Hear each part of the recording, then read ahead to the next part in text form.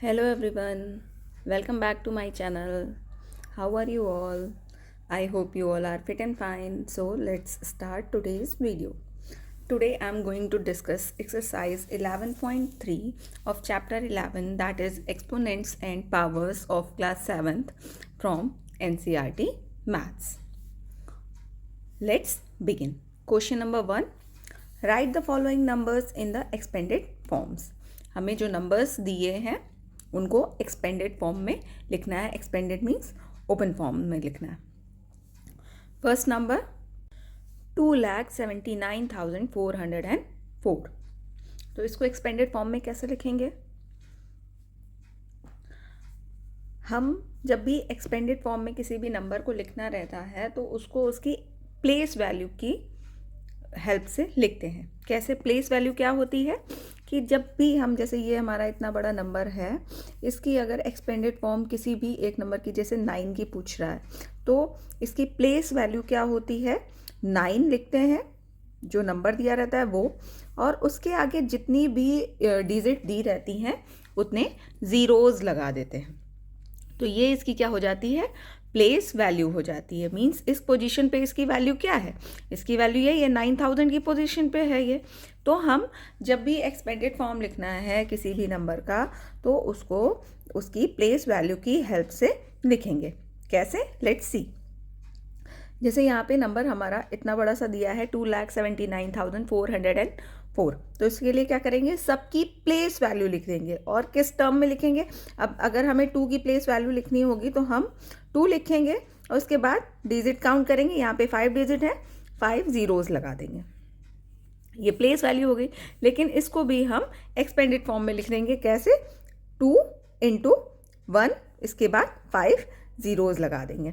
तो ये इसकी इस तरीके से इसको एक्सपेंड करके लिख लेंगे. इसी तरीके से प्लस लगाएंगे. फिर नेक्स्ट जो डिजिट दी है उसको उसकी एक्सपेंडेड फॉर्म में प्लेस वैल्यू की हेल्प से लिख लेंगे.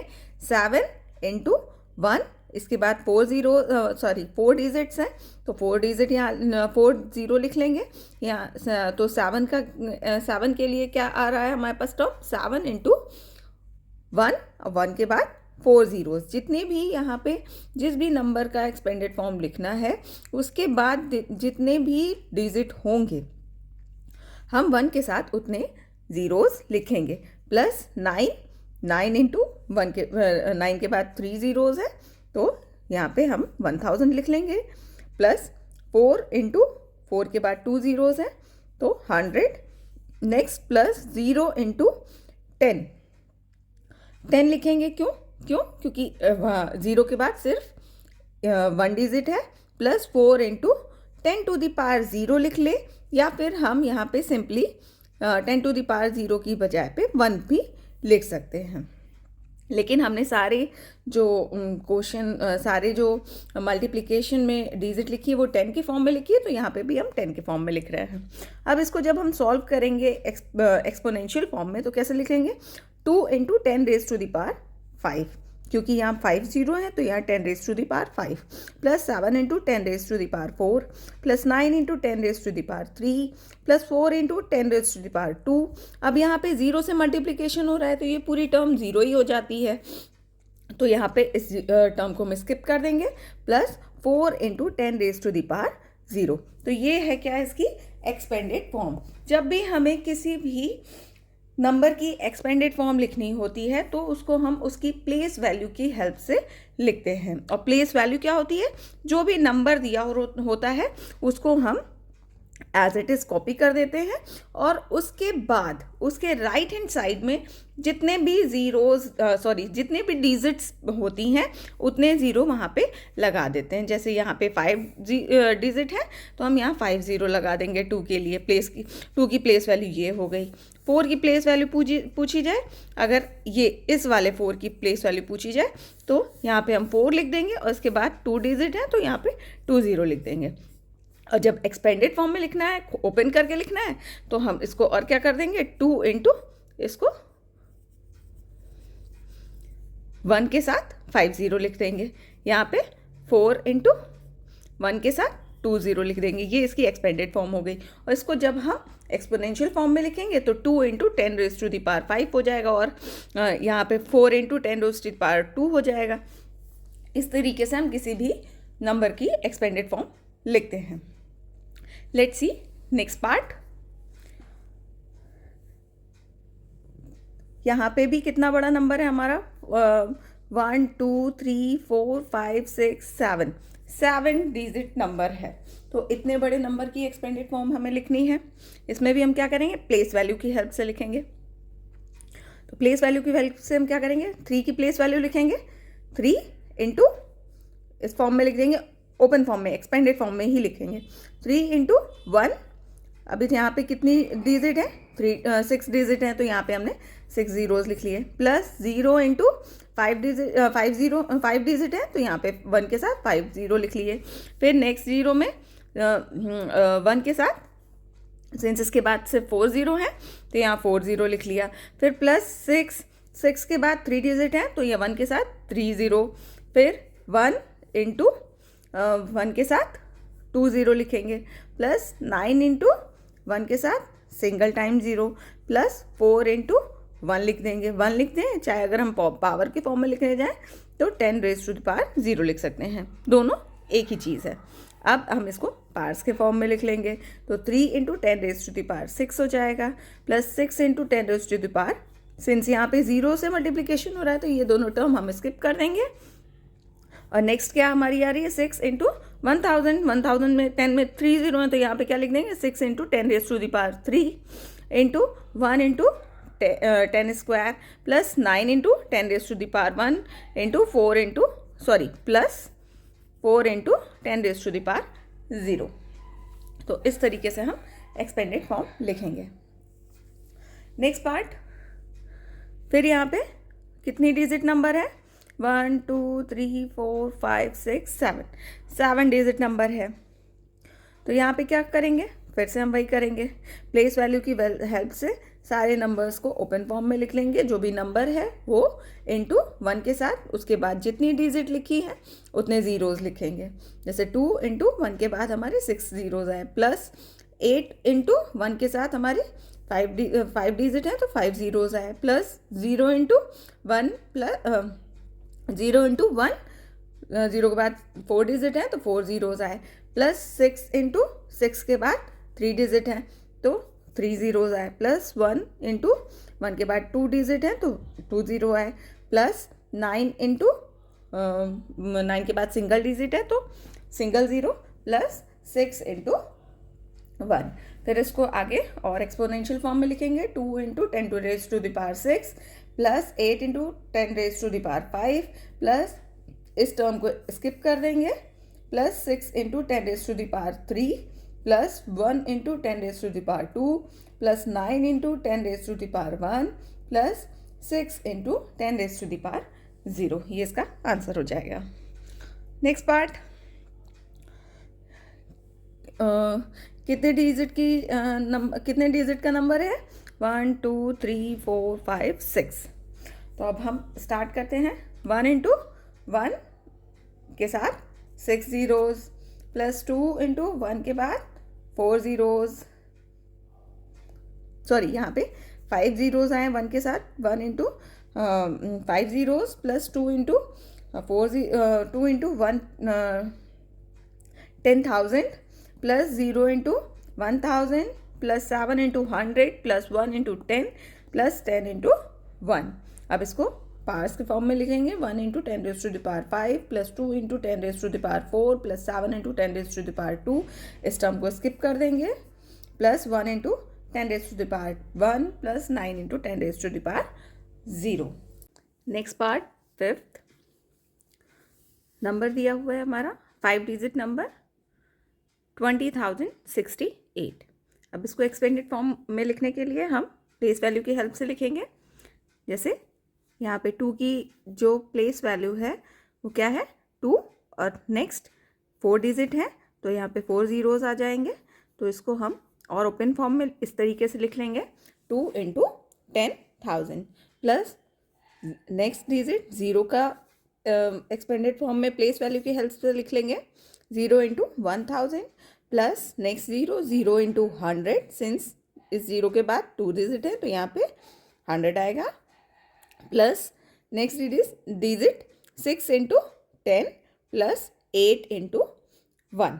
अब इसको 10 का जो ये नंबर्स हैं इनको हम एक्सपोनेंशियल फॉर्म में लिख लेंगे, पावर्स के फॉर्म में लिख लेंगे। तो यहाँ पे क्या आएगा 2 into 10 to the power 4। Since यहाँ पे 0 से मल्टीप्लिकेशन हो रहा है तो इन टर्म्स को हम स्किप कर देंगे। नेक्स्ट टर्म हमारी आ जाएगी 6 into 10 raise to the power 1 plus 8 into 10 raise to the power 0। ये हमारा आंसर है। तो जब भी हमें किसी भी बड़े नंबर को एक्सपेंडेड फॉर्म में लिखना है तो हम उसकी प्लेस वैल्यू की हेल्प से उसको लिखेंगे। Next question number 2, find the numbers from each of the following expanded forms. अभी इससे पहले वाले क्वेश्चन में हमें नंबर्स दिए हुए थे, उसकी एक्सपेंडेड फॉर्म लिखनी थी। अब हमें एक्सपेंडेड फॉर्म दी हुई है, उससे हमें नंबर्स फाइंड आउट करने हैं कि कौन सा नंबर हमारा वहाँ से बन रहा है।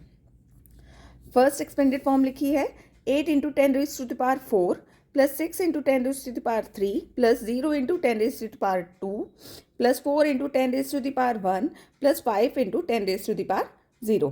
तो इसको इस तरीके से लिखने से पहले अगर हम ओपन फॉर्म में लिख लें तो यहाँ पे क्या आएगा 8 into 10 raise to the power 4 means 1 के बाद 4 zeros plus 6 into 10 raise to the power 3 का मतलब 1 के बाद 3 zeros plus 0 into 10 to the power 0 means 100 plus 4 into 10 raise to the power means 10 plus 10 raise to the power 1 means 10 plus 5 into 10 raise to the power 0 जिसमें 10 raise to the power 0 means 1। अब इसको और ज़्यादा हम compact form में लिखेंगे तो multiply करके लिख लेंगे। अब यहाँ पे क्या आ जाएगा हमारा 80,000, 8 इंटू 10,000 मीन्स 80,000 प्लस 6,000। अब 0 से 100 को मल्टीप्लाई करेंगे तो 0 ही मिलेगा तो उसको स्किप कर देंगे, plus 4 into 10 means 40 plus 5 into 1 5। अब इन टर्म्स को जब हम ऐड कर लेंगे तो हमें ये नंबर मिल जाएगा 86,045। तो जब भी हमें एक्सपेंडेड फॉर्म दी रहती है, पार्ट्स में दिया रहता है, तो इसको ओपन फॉर्म में लिख लेंगे और उसके बाद जो भी नंबर हमारा मल्टीप्लिकेशन में है, एडिशन में, उसको सॉल्व करके एट लास्ट हम नंबर जान लेंगे कि कौन सा नंबर बन रहा है उससे। Next part 4 into 10 raise to the power 5 plus 5 into 10 raise to the power 3 plus 3 into 10 raise to the power 2 plus 2 into 10 raise to the power 0। अब इसको हम ओपन फॉर्म में नहीं डायरेक्टली लिख लेंगे, सिंस हमें ये पता है 10 raise to the power 5 means 1 के साथ हमारे 5 जीरोज आएंगे और जब हम उसका मल्टीप्लिकेशन 4 में करेंगे तो हमारा यहाँ पे 1s, 10s, 100, 1000, 10,000, 4 लाख मिल जाएगा। फिर 5 into 10 raise to the power 3 तो 1000 यहाँ बनेगा। 1000 को जब 5 में मल्टीप्लाई करेंगे तो हमारा 5000 मिल जाएगा। फिर यहाँ पे हमारा 300 मिल जाएगा प्लस यहाँ पे 2 मिल जाएगा। सबको ऐड करने के बाद हमें नंबर मिल जा रहा है 4,05,302। Next part 3 into 10 raise to the power 4 plus 7 into 10 raise to the power 2 plus 5 into 10 raise to the power 0। इसको सॉल्व करेंगे तो हमारे यहाँ पे क्या मिल रहा है 30,000। 3 into 10 raise to the power 4 को सॉल्व करने पे 30,000 मिल रहा है। 7 into 10 raise to the power 2 को सॉल्व करने पे 700 मिल रहा है और 5 into 10 raise to the power 0 को सॉल्व करने पे 5 मिल रहा है। तो हमारा सब जब हम सारे नंबर्स को ऐड करेंगे तो हमें क्या मिलेगा 30,705। Next part D 9 into 10 raise to the power 5 plus 2 into 10 raise to the power 2 plus 3 into 10 raise to the power 0। तो इसको हम जब ओपन फॉर्म में कॉम्पैक्ट फॉर्म में लिखेंगे तो 9 into 10 raise to the power 5 को सॉल्व करने पे हमें क्या मिल रहा है 9 lakh plus 7 into 10 raise to the power 2 को सॉल्व करने पे हमें 200 मिल रहा है। 3 into 10 raise to the power 1 को सॉल्व करने पे 30 मिल रहा है और पूरा हम जब इसको ऐड कर लेंगे तो हमें नंबर क्या मिलेगा 9,02,000 30. Next question. Question number 3. Express the following numbers in standard forms. अब जो नंबर्स दिए उनको हमें स्टैंडर्ड फॉर्म में चेंज करना है. सिंस इसको मैंने ऑलरेडी इंट्रोडक्शन वीडियो में एक्सप्लेन कर रखा है कि स्टैंडर्ड फॉर्म में कैसे चेंज होता है, तो यहाँ पे हम नॉर्मली सिर्फ आंसर्स को डिस्कस करेंगे. फर्स्ट हमारा 1 2 3 4 5 6 7 8 डिजिट नंबर है, तो यहाँ सिंपली हम डेसिमल का यूज़ करते हुए 5.0 लिख लेंगे इनटू जो रिमेनिंग नंबर है उनको हम 10 की पार्ट्स के फॉर्म में अगर लिख सकते हैं तो उसको हमने 1 के बाद 7 zeros के फॉर्म में लिख लिया है, जिसको हम 5 × 10⁻7 लिख सकते हैं. सेकेंड पार्ट 1 2 3 4 5 6 7, यहाँ 8 डिजिट नंबर था, यहाँ 7 डिजिट नंबर है, तो यहाँ पे हम फिर से डेसिमल के फॉर्म में लिख लेंगे. इसको हम 7.0 लिखें या 7 नॉर्मली लिखने, दोनों की मीनिंग सेम है. मेन पर्पस हमारा क्या है स्टैंडर्ड फॉर्म में चेंज करने के लिए, जो भी हमारा नंबर दिया है उसको सिंगल डिजिट के बाद एक डेसिमल पॉइंट करना है. उसके बाद जो रिमेनिंग नंबर है उनको पार्ट्स के फॉर्म में या और बची जो सिंगल डिजिट के बाद पॉइंट लगा के और रिमेनिंग नंबर्स को लिखना. मेन पर्पस स्टैंडर्ड फॉर्म का यही होता है कि जो भी डिजिट दिया हुआ है, जो भी जितना भी बड़ा नंबर दिया हो, उसको सिंगल डिजिट के बाद डेसिमल पॉइंट लगाते हैं और फिर बचे नंबर को किस तरीके से लिखना है वो आगे हम लिखते हैं. तो यहाँ पे क्या आ जाएगा 7.0 लिख देंगे. अब बचा नंबर जो है इसको हम ऐसे भी लिख सकते हैं 7 × 1, यहाँ पे 6 zeros है, 6 zeros हमने लगा दिए, और इसी को हम 7.0 भी अगर लिख लें तो कोई फ़र्क नहीं पड़ेगा. तो इसी को हमने यहाँ पे 7.0 लिख लिया है, बचे नंबर को 1 के साथ 6 zeros लगा दिए और पार्ट्स के फॉर्म में लिखने के लिए 7 × 10⁻6 लिख लिया. नेक्स्ट फिर से हमारा बहुत बड़ा नंबर है, अब इसको कैसे लिखें. अब यहाँ पे तो सिंपली हमारा 7 के साथ ज़ीरोज़ थे तो हमने 7 × 0 लिख लिया. यहाँ 5 के साथ ज़ीरोज़ थे तो नेक्स्ट 5 × 1 के साथ ज़ीरोज़ सारे लिख लिए. लेकिन अब इसको कैसे लिखें. अब इसको लिखने के लिए जो हमारे ज़ीरो के अलावा जो डिजिट है उनका एक अलग नंबर बनाएंगे. जैसे हमारा 31865 ये नंबर है और इसके बाद हमारे 5 zeros हैं, तो इनको हम अलग अलग फॉर्म में लिख लेंगे.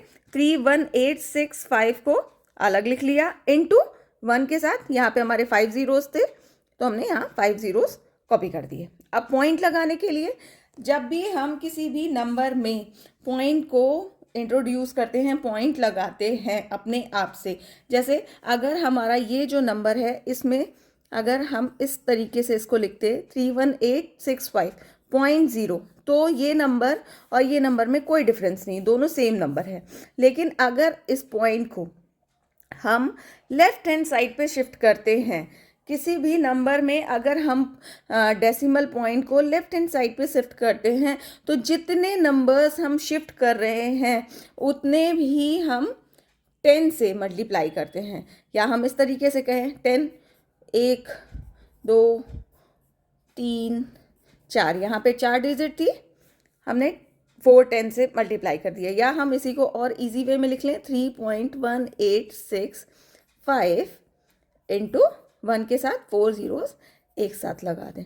तो जब भी हमें डेसिमल पॉइंट को शिफ्ट करना होता है लेफ्ट हैंड साइड पे, तो हम 1 के साथ जितने भी डिजिट डेसिमल शिफ्ट कर रहे हैं उतने ज़ीरोज़ लगा के उस नंबर के साथ उसको मल्टीप्लाई करते हैं. जैसे यहाँ पे हमने किया है, पहले सेपरेट फॉर्म में नंबर्स लिख लिए, फिर डेसिमल को इंट्रोड्यूस किया है.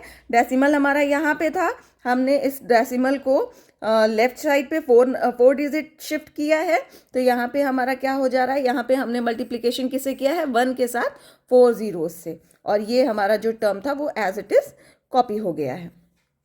फिर हम इन दोनों टर्म्स को एक साथ लिख लेंगे. यहाँ पे हमारी 5 zeros हैं और यहाँ पे हमारे 4 zeros हैं, तो ये टर्म हमारी एज इट इज़ यहाँ कॉपी हो जाएगी. ये तो ऑलरेडी स्टैंडर्ड फॉर्म में आ गई है कि सिंगल डिजिट के बाद पॉइंट आ गया है, तो इसको हम लिख लेंगे 3.1865 × 10⁻9.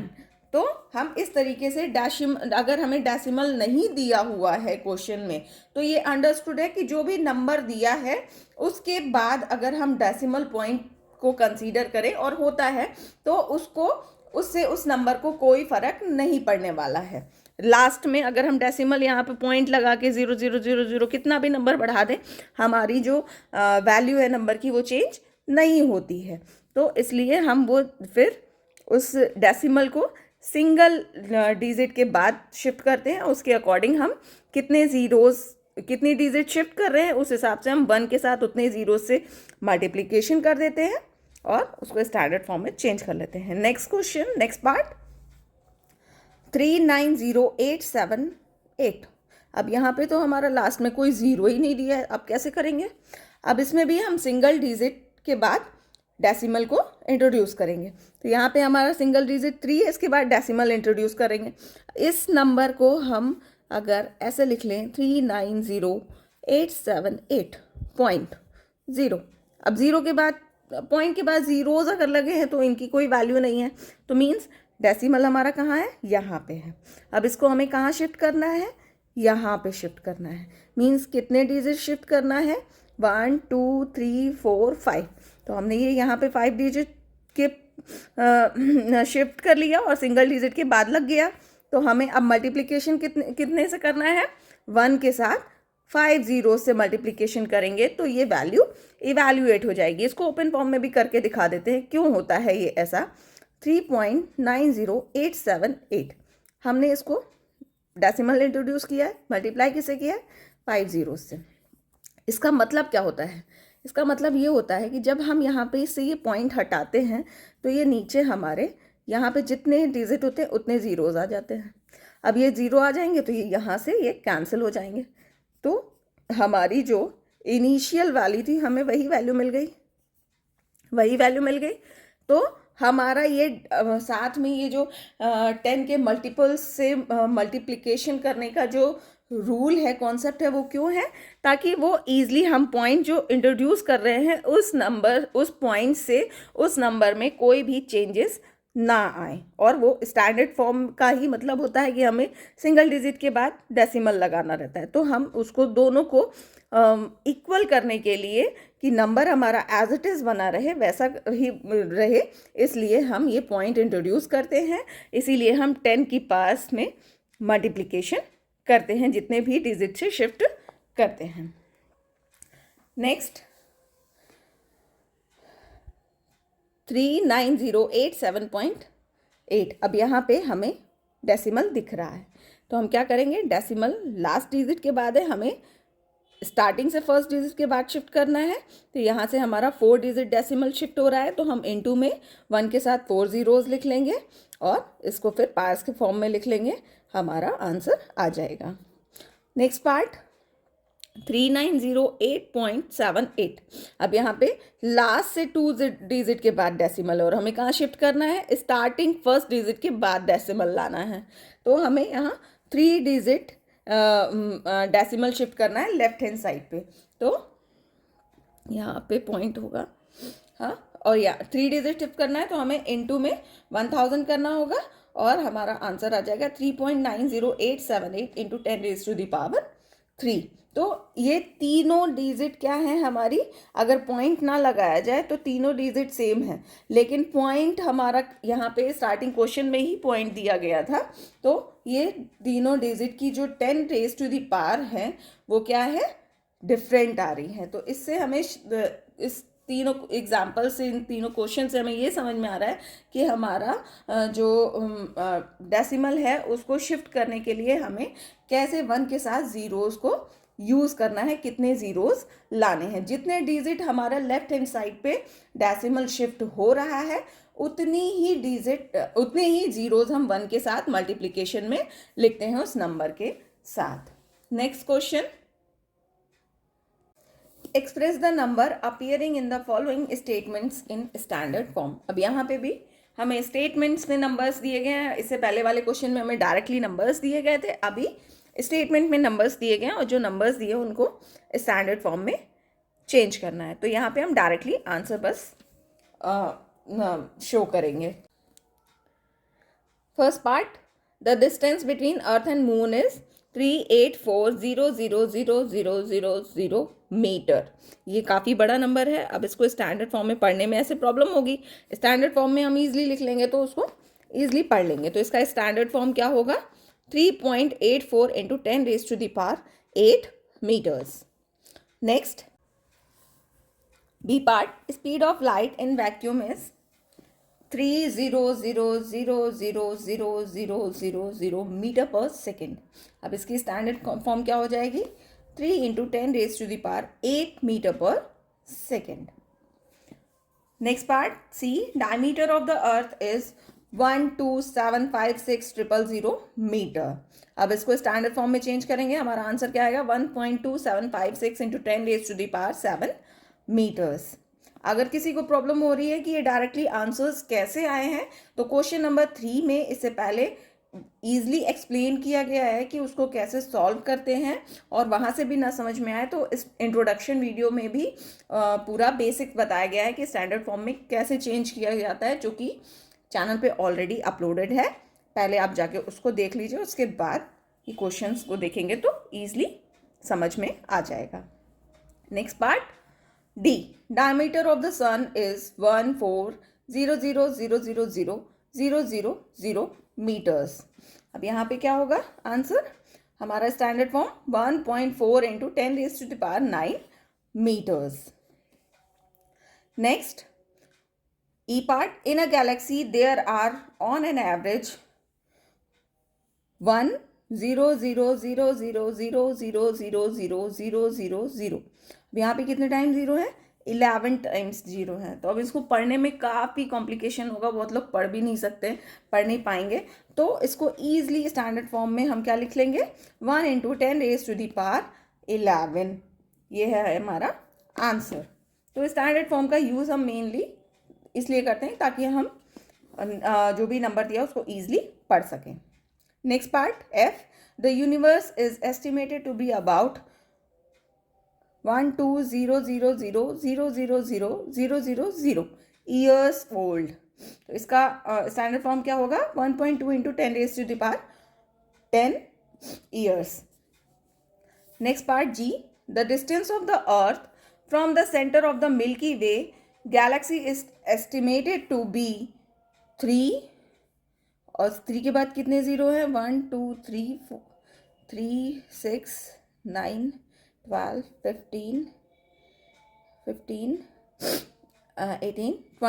20 ज़ीरोज़ हैं मीटर। अब इनको हम इजी वे में लिख लेंगे स्टैंडर्ड फॉर्म में।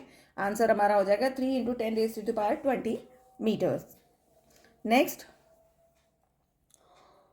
6023000000000000000 molecules are contained in a drop of water weighing 1.8 ग्राम। तो अब इतने बड़े से नंबर को हमें स्टैंडर्ड फॉर्म में लिखना है, तो हम इजीली इसको लिख लेंगे। आंसर हमारा हो जाएगा 6.023 इंटू 10⁻22।